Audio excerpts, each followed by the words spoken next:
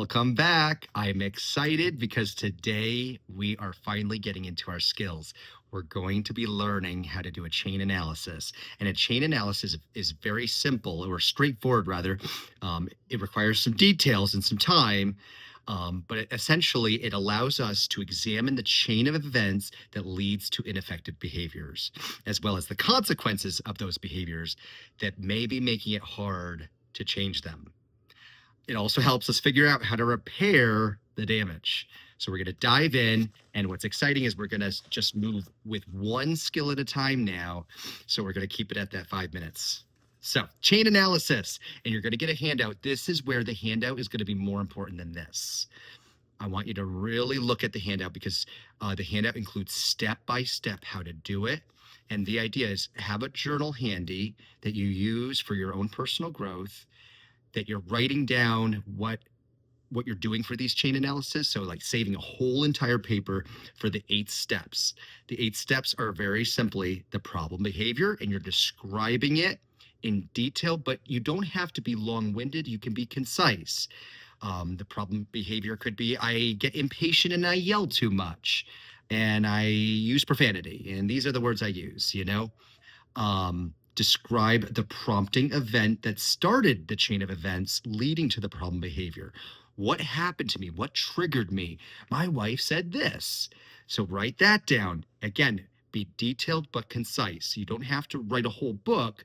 But if you write like little phrases or labels, my wife disrespects me by saying, why didn't you finish that project? That kind of thing.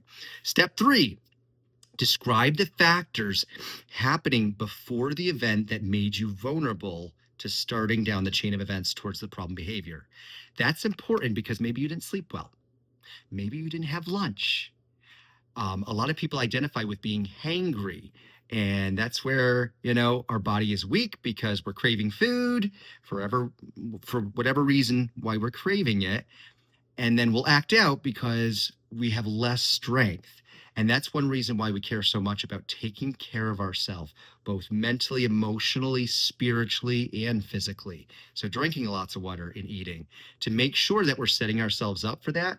But first, we got to figure out, what is my weakness?